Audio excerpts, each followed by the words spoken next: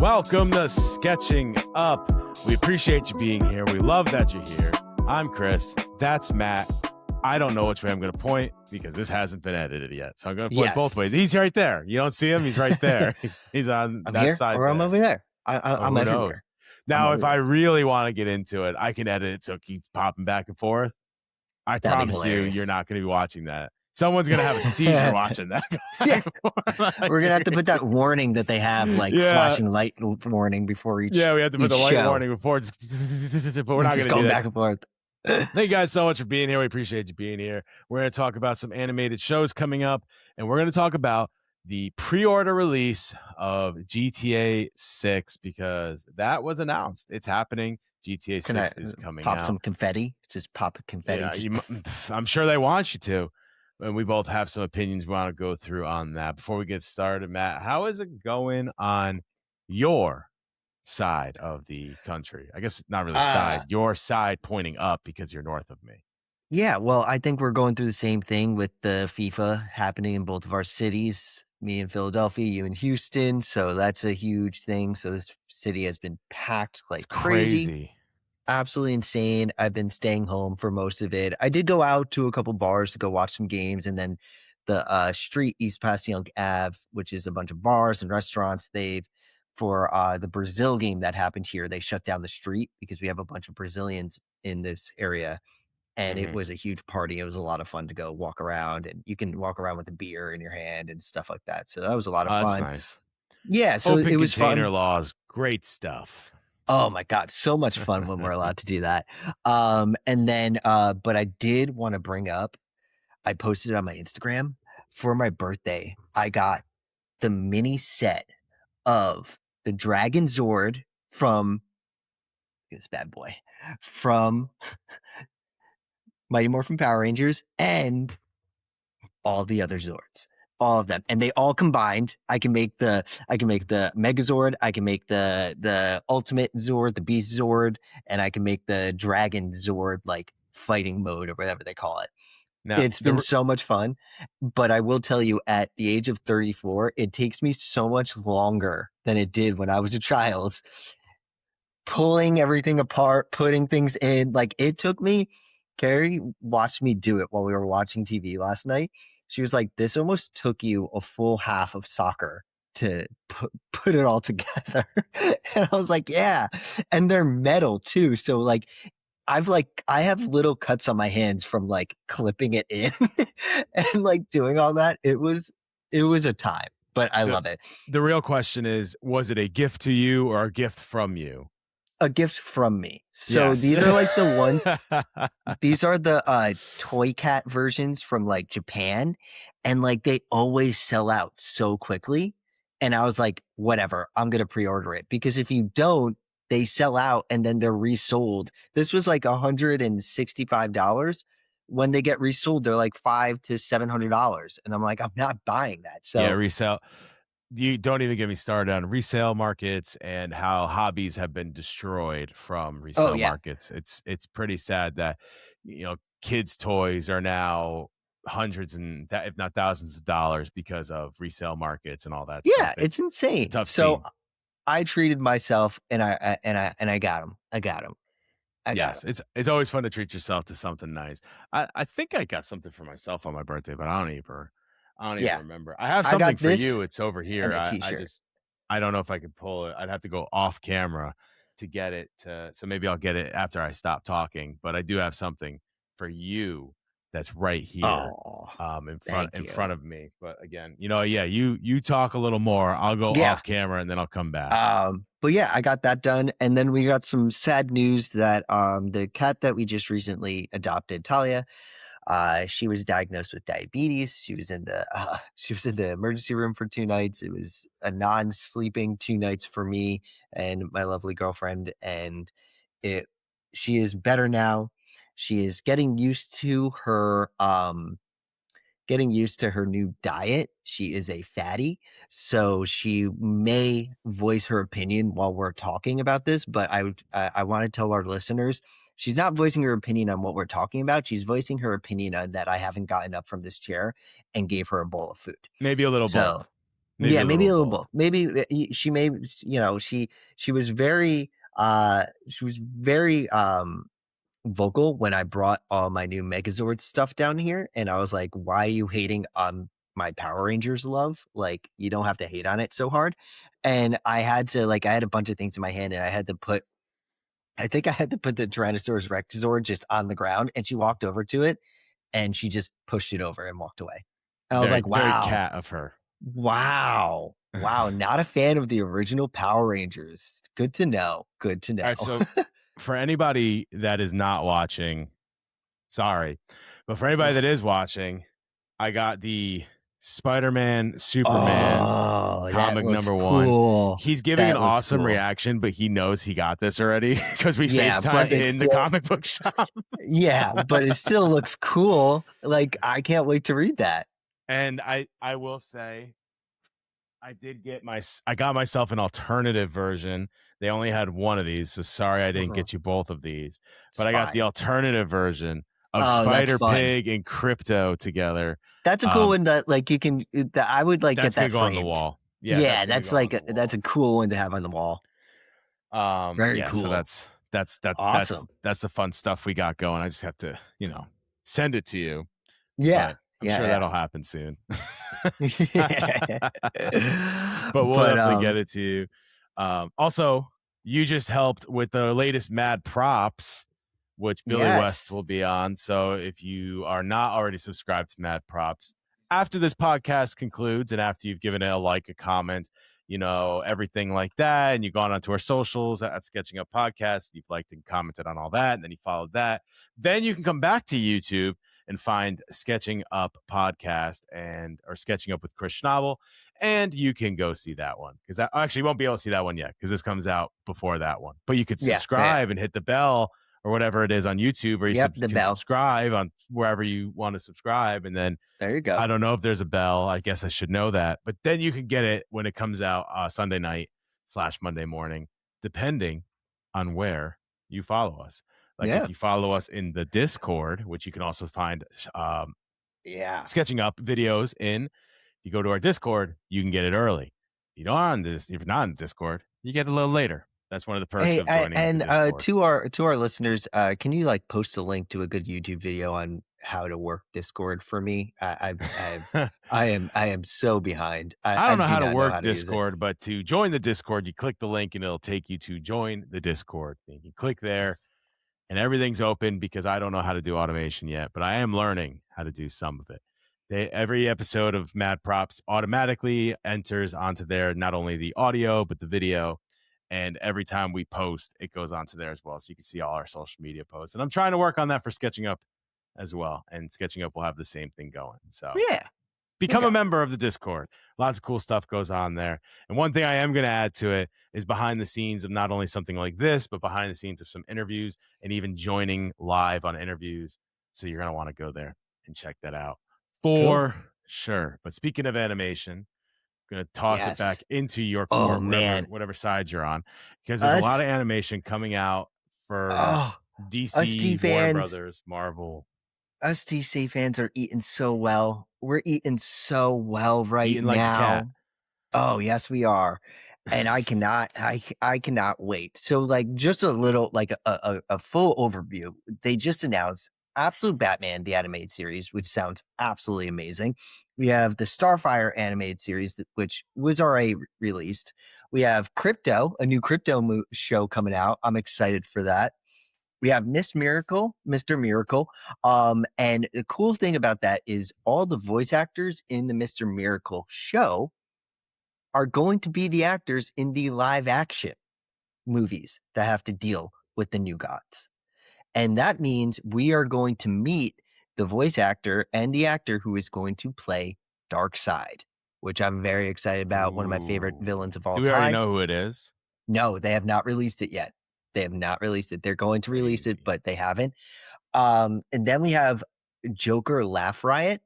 Now, this is a cool, kind of Elseworld type story, which I'm very excited about. I'm hoping that it's a limited series, kind of like a one-off, because it's about Batman dies. He was murdered. And it's about Joker going through Gotham trying to find out who murdered Batman. And in doing so, he starts to realize he doesn't know who he is because there is no Batman anymore. That's his thing, going and torturing Batman. Now there's no Batman. What's going to go on? Now we do have a show called Superpowers, which I think is more of a kids show that is going to talk about the DC superpowers and metahumans in the DC universe, which is really cool. And then we have My Adventures of Green Lantern, which is already been kind of foreshadowed in the My Adventures of Superman, which has been so great. The season 2 is out right now. I know Chris won't watch it, but I am watching it, so I will talk about it. And then we got our Creature Commandos season 2 coming out, and I'm excited for that because I love season 1 and it was very good. But the big one that I am so excited about is Batman Knightfall, one of my favorite Batman story arcs. It's where Bane breaks Batman's back, and you have the creation of the character Azrael, and he takes the mantle of Batman. He turns into a really gruesome and killing type Batman, and the Bat family has to come and try to stop him. And it's going to be a 3-part movie, and every movie is going to be rated R. So we know this is going to be a gruesome story, which I've heard it's like almost 1-for-1 from the comic book. So I'm very happy. Go look up the designs of the animation because it looks straight from the comic. I cannot wait. But that is our DC stuff right now. I will go into more. Oh, Batman Cape Crusader season 2 is coming out, which I'm very excited about. And we'll talk about that more once it comes out. Me and Chris have been talking about maybe I'm going to jump on and do some live reactions to these episodes. So we're going to be doing something fun with all of these.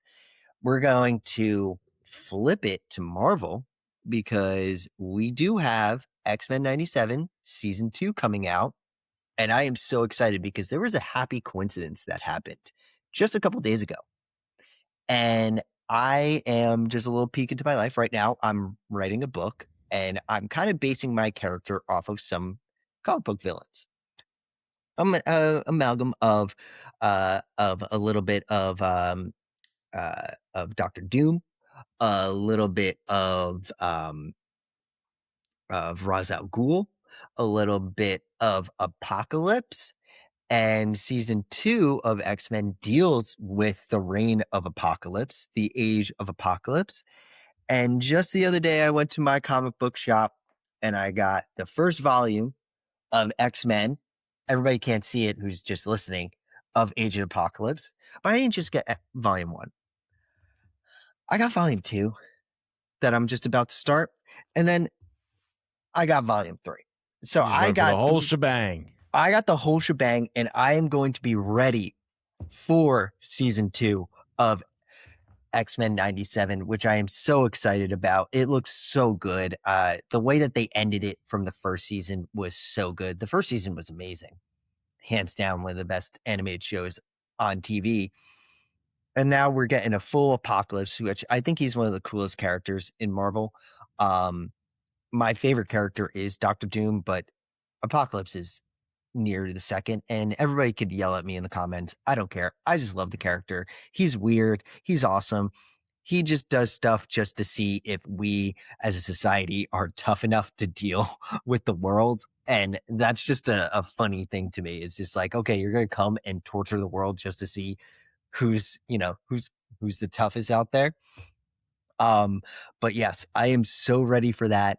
And then we have, going into the fall, we have Friendly Neighborhood Spider-Man season 2 releasing in the fall of 2026, which I'm also excited because Chris and I both love that first season of that show. We thought they did a really good job with that first season. Took us really back to a Spider-Man that we do love. And I think the Spider-Man hype is going to keep going on our show because we will talk about the new Spider-Man movie, which, after seeing all the promotional stuff, because the premiere's coming soon, I'm really more invested in it. I wasn't at first, but now I think they did a really good job, and I'm excited to go see it. I am. I will.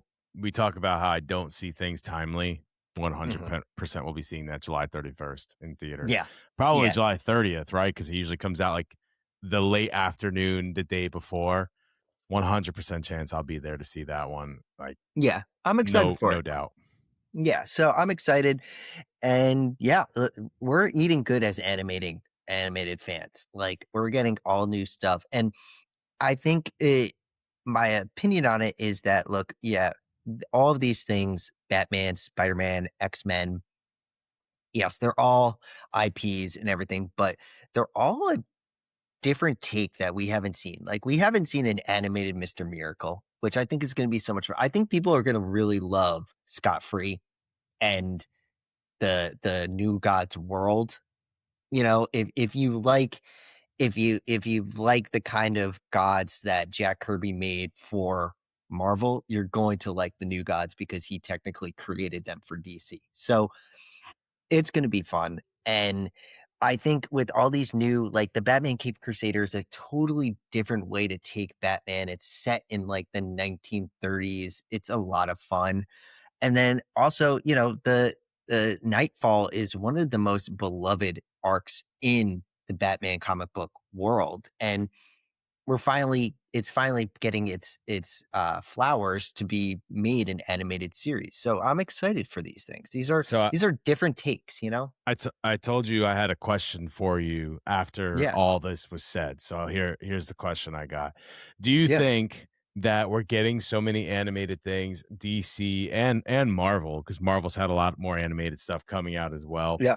because of how um like movies have moved so far away from the big superhero blockbuster, so they're gonna save that for like the main story. This is so you know what I'm trying to say is, like, for Marvel, for example, we saw like some characters get major motion pictures that were like, why is that character featured in a major motion picture? It makes no Right. sense. Do we think those are not going to become animated, almost like how the 90s were, because of the fatigue of superheroes or the changing of film? Like, film, the big blockbuster just is not the same anymore. Like, Yeah. we had a resurgence with the superhero movies, but now like those types of movies aren't the ones that are successful anymore. Yeah, no. It's like the almost, they're not indie, but like the almost indie feel movies. Like, those are the ones that are now successful. The ones that you're like, oh, was it A23, A24? They produced this. Like, this is going to be good. It has nothing to do with, oh, this has Spider-Man. This is going to be good. Yeah, my opinion is, at least on the DC side, is that right now the DC properties that are getting made live action and coming out, we have Superman, we have Supergirl coming out this week, which I'll go see. Um, I think from what I've read from what James Gunn's saying is that, look, he's not going to try to put out a superhero movie, like 5 superhero movies in 1 year or even 3. He's like looking to put maybe 1 or 2 out in the full calendar year. With the animation, that gives more it's kind of like, I feel like animation, and especially with a lot of these new shows coming out, it's more of a, like, test run. Like, let's get that out there. Let's see if people really like the character, like, and get it to its base form. Because if you think about comic book characters and live action, sometimes it's hard to take that comic book story and put it right to live action. Let's put it in animation where it can be more colorful, it can be more bizarre, it can be more imaginative. And let's see if people like it. If people do like it, then there's a chance that we will see it in a live action. Like, we know that we're going to get the New Gods and we'll get Mr. Miracle because they said all the voice actors are going to play their live action counterparts. But I could say, you know, it's a test run.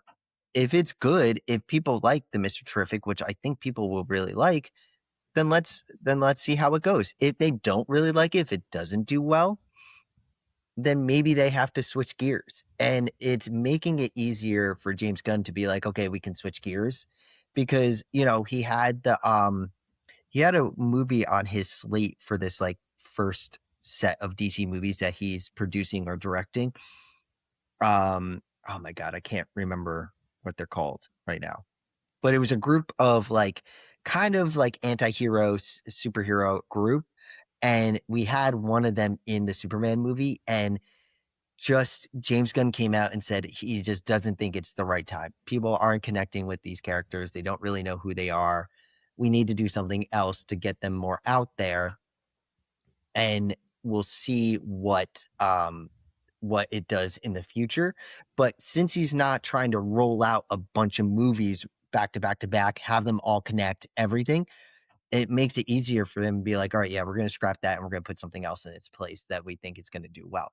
I think the animating part of it is that testing out. It's like, hey, let's see how this does, how people like it. So that's my opinion on it. Yeah, I agree. There's so much more you could do with it. Also, animation like can go a lot further. Like what I mean by that is like you can do a ton of seasons of animation if you want. I mean, look at The Simpsons; they're still going Yeah. right now. I'm not saying anybody's going to go 30 years of Spider-Man, but where I think people are realizing in the superhero movies because they want to have all these different like universes. I think people are realizing like the universes can only be built so far before they're going to fall down. It took 10 years for Marvel to get to the end of their thing. And then they get to the end and they just tried to restart and it didn't work, right?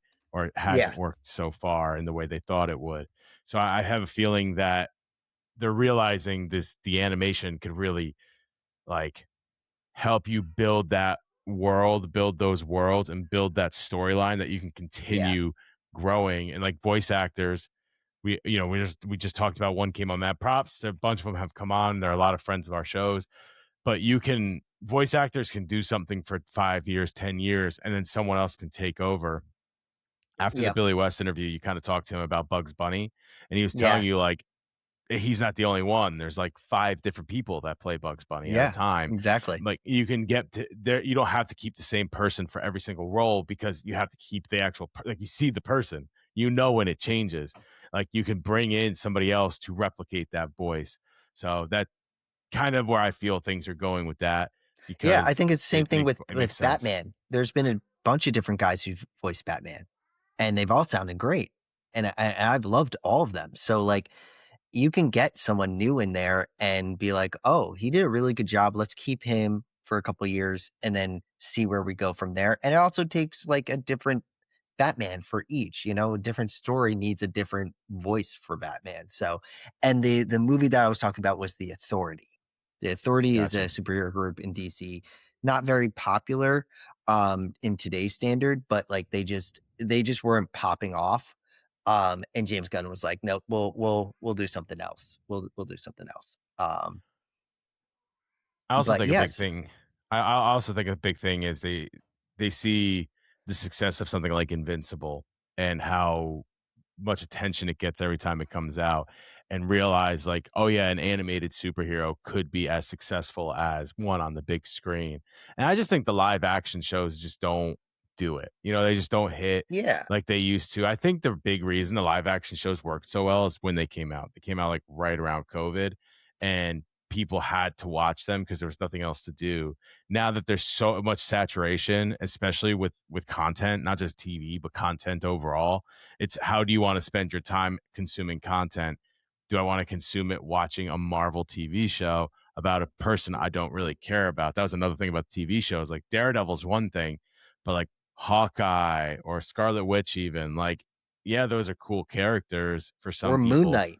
Moon Knight like, was really good, Moon and Knight. they just didn't do well. They had what was the one with Haley Steinfeld? Like it was the Hawkeye special that they did. The Hawkeye special that became a TV show. Like I think they were both in the TV show, but like these aren't like, if you made a live action Spider-Man show, it would probably pop. But that, so you make it a movie because it's going to give you more revenue. So being able to do, and also you have it animated, you can do things like characters die, they come back, whatever, because it's animated. Like it makes more sense when they start bringing people back in the new Avengers movie that's going to come out. They're going to have to work their way around it. Time travel, wasn't really dead, whatever. It's going to be weird if people are coming back from the dead. So it's going to be interesting to see how they do a lot of that stuff. I'm assuming there's going to be a ton of time travel that goes on. But in animation, he could just come back and be like, yeah, I'm still alive. And it's just a quick explanation. We move on. That's what they did in the 90s. Guys would come back all the time. It'd just be like a 10-second explanation. Everybody be like, okay. And we just move on. Like, I feel like there's so much more you could do. And you can use major characters. And I think that's the biggest thing with these. Like, you talk about some of these other characters that, like, we haven't seen them before or something like that. But there's going to be a Batman. There's going to be a Superman. On the other side, there's X-Men. There's Spider-Man. You can build around major characters, which you just can't do as much in the films if they're gone, and then bring them back, and gone and bring them back. Yeah, and I think, you know, with pertaining to live action superhero shows, some of them, like, I'm not talking about the Marvel ones that we've been seeing, but like, let's go back to like when Arrow and Flash came onto the scene. Those were good for the first 3 seasons.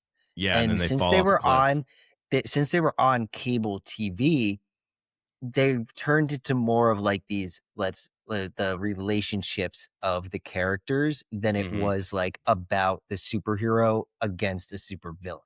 Like, that's why the Flash was so good for the first 3 seasons, because you had Reverse Flash, you had Zoom, and then you had Savitar, which were huge characters in his comic book, and like what sprinkled in his like rogues gallery here and there, like episodes, which were great.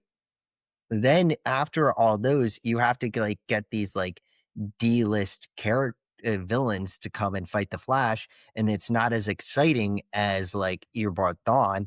So they have to fill it with like relationships between Barry Allen and Iris West, Wally West that's and what they his all dad, did. and it's just like it's not a superhero. It's a teeny bop show at that point. Yeah, and even Grant Gustin came out and said like it went like 3 seasons too long. Like, it yeah, was and just like, that's the thing. Like, with cartoons, you can bring back villains constantly. Like, there's things you can do.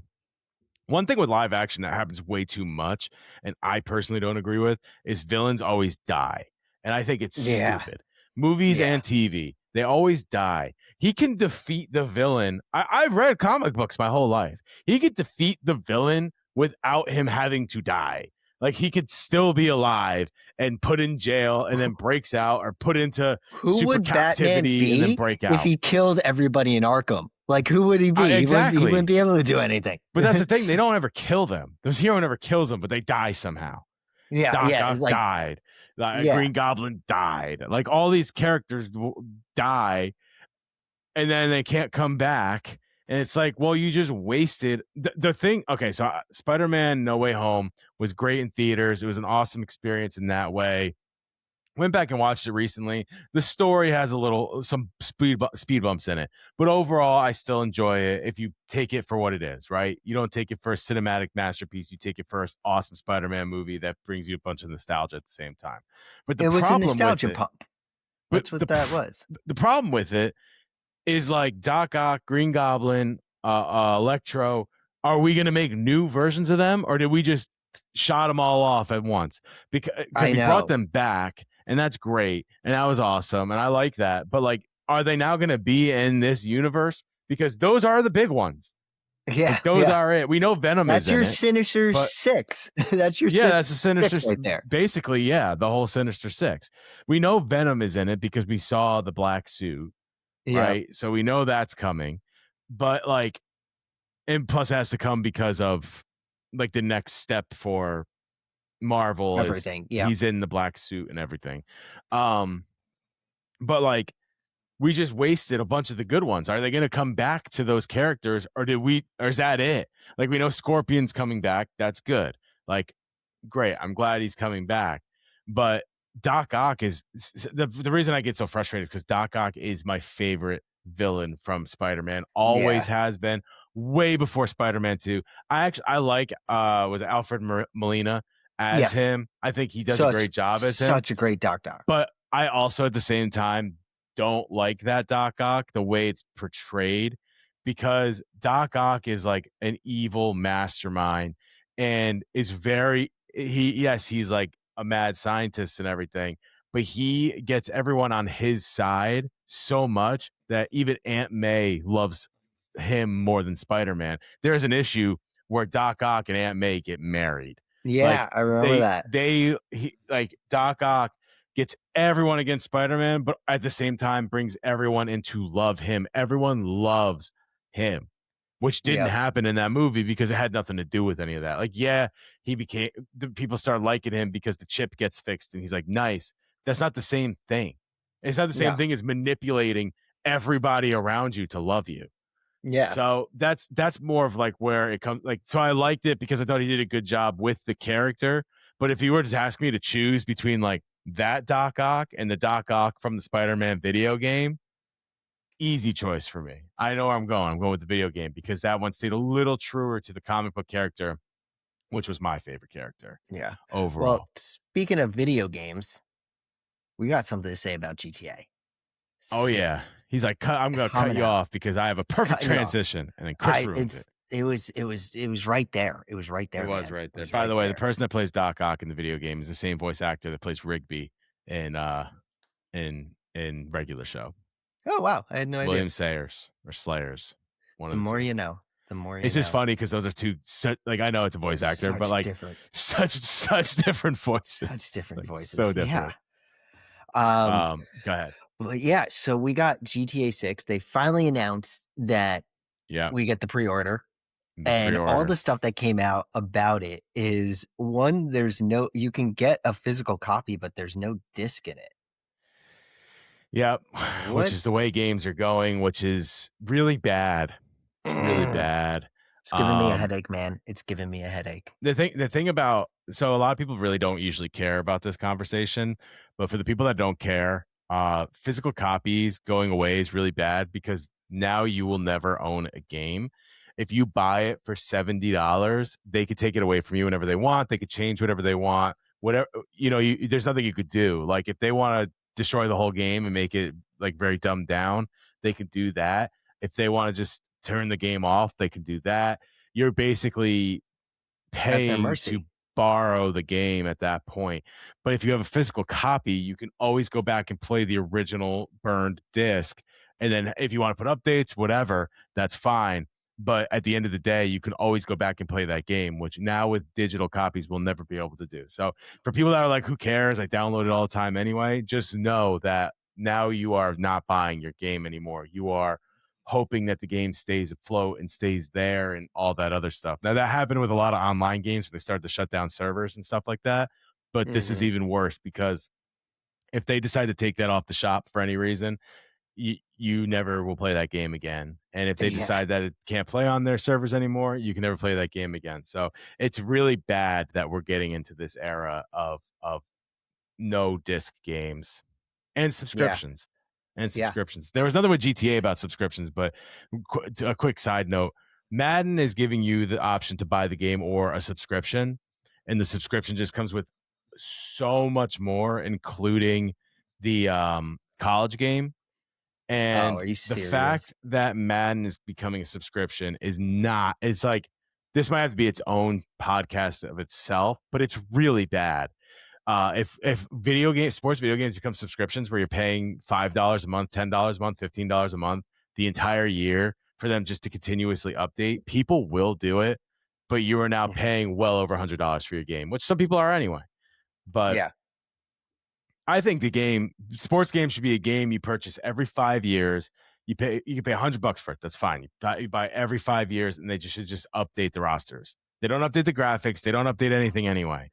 So just every 5 years, they update the game to be a little bit better, and you just get new rosters every single time. But they wouldn't make any money, so we can't do that. But anyway, and then they also came out. I don't know why they said it, but they're like, "Oh, and this game plays best on PS5." Just so you know. So everybody who has an Xbox and like I guess PC, if it's coming out from PC, it's not going to be as good as it is for PS5.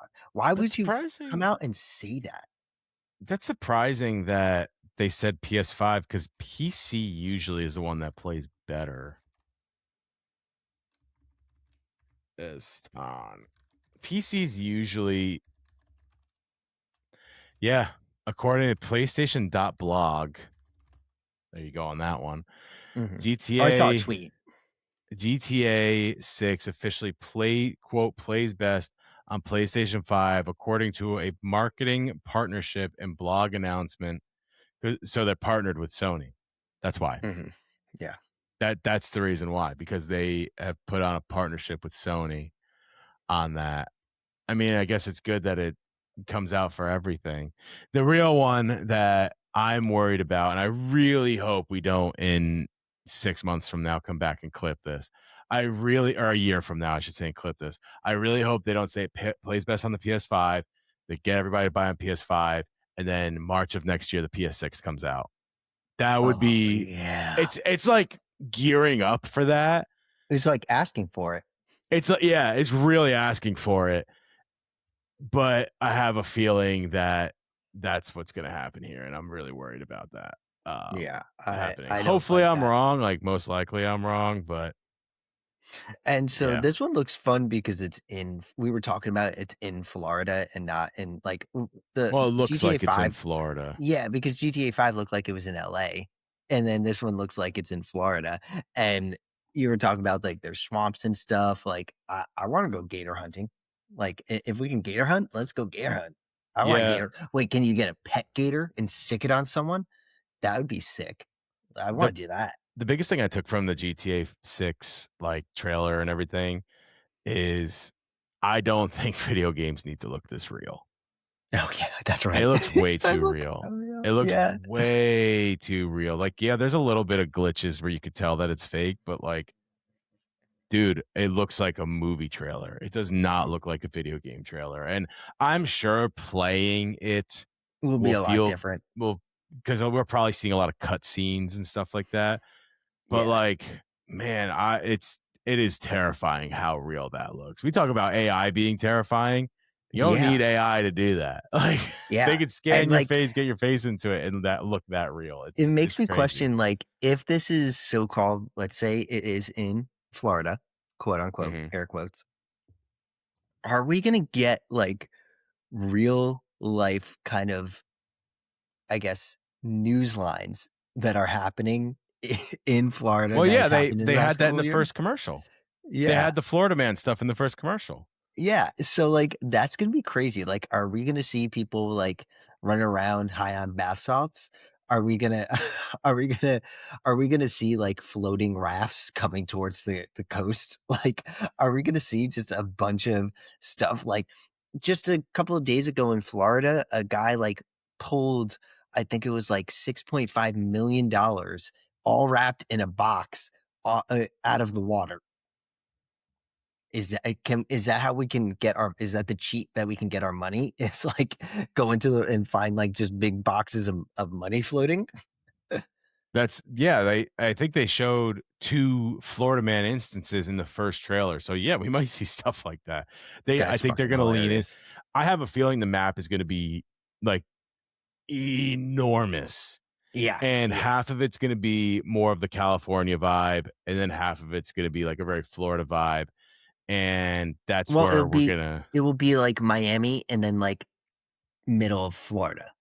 Like exactly. Like it'll be like Miami, like a Vice type place, and then it'll be like, you know, Gainesville or something. Like it'll be 2 completely very Florida. Imagine you have a mission on the University of Florida's campus. If the University of Florida gave their permission to be in this game, I will eat the light that shines in front of me, because there's no way they would ever associate themselves with Grand Theft Auto.